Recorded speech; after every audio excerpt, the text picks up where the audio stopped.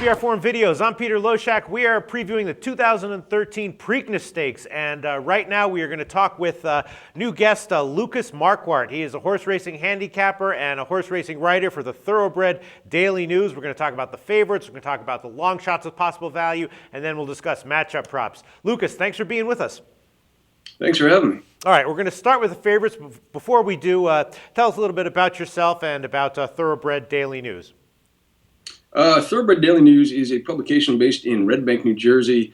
It's been around for, maybe 17 years now, and I've been with them for about 10. And we cover, a lot of it's focused on like the breeding aspect of the industry.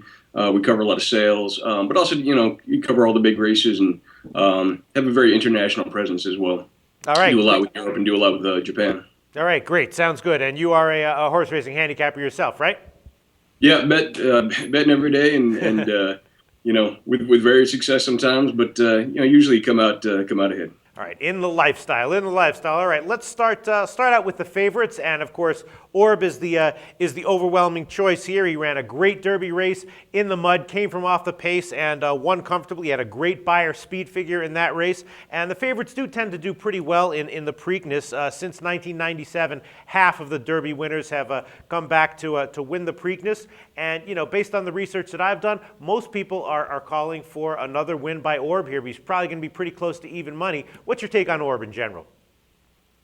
To be honest with you, he's a horse that I was kind of slow to get in his bandwagon all spring. I kept trying to beat him in the Fountain of Youth and then in the Florida Derby, and going into the Kentucky Derby, I thought he was a very susceptible favorite.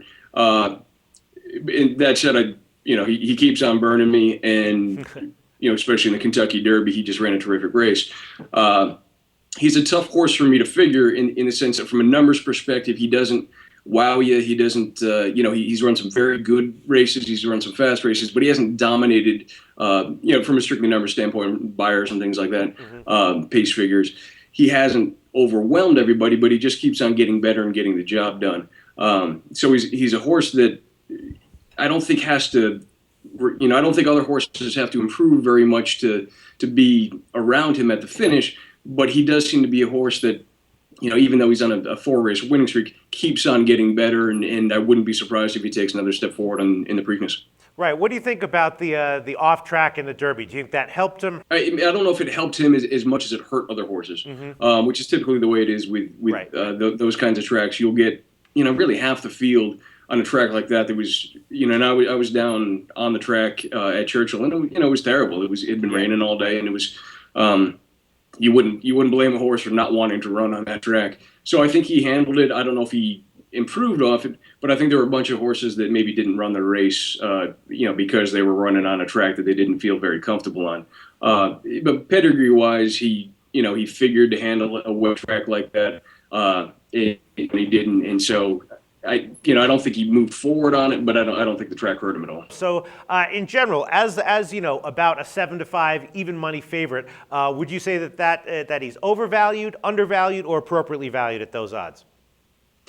I'd probably say that's about right. I wouldn't bet him at 7-5. Right. But I think that's about what he should be for the race. A lot of these other things are going to have to rebound significantly off the Derby, off their Derby efforts, not necessarily off of past efforts. But I think that a few of these things are going to have to really take a step forward off their Derby efforts to compete with them. All right, sounds pretty lukewarm to me. Let's see what you have to say about some of the other top choices. I'm seeing at Bodog as of May 13th, Departing, the second choice, 7-2. What do you think about that? He's the new face in the field. He's a horse that has kind of generated some excitement racing down in Louisiana earlier this year, and he's coming off an impressive win in the Illinois Derby.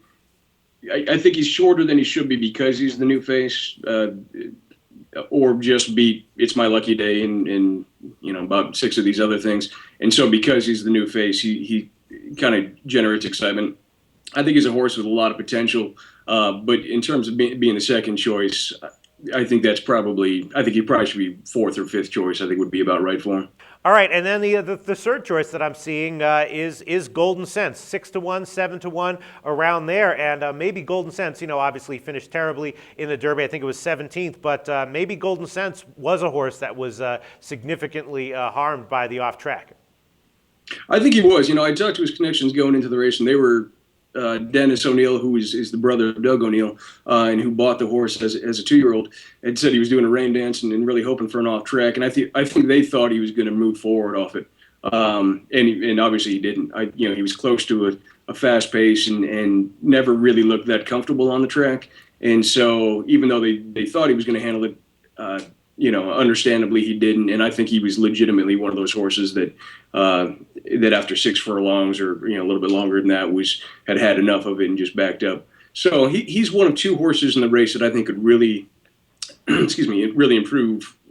From the Derby into this race, especially if he catches a dry track, and I expect a much better performance by him this time. Okay, to sum up, of the 3 top choices right now, these are Bodog odds: Orb 7-5, Departing 7-2, and Goldencents 7-1. Out of those 3 choices, which do you think is the most overvalued? Which do you think is the most undervalued? Goldencents at 7-1 is probably the most undervalued. Mm-hmm. I think he's a horse that can move forward. I don't love him. I don't want to give my wholehearted endorsement, but I think at those odds, he's the one that makes sense to take a chance with. Right, out of those 3. And which would you say is more overvalued or less undervalued? Departing at 7-2 or Orb at 7-5? I think Departing at 7. I think he's just too short at 7-2.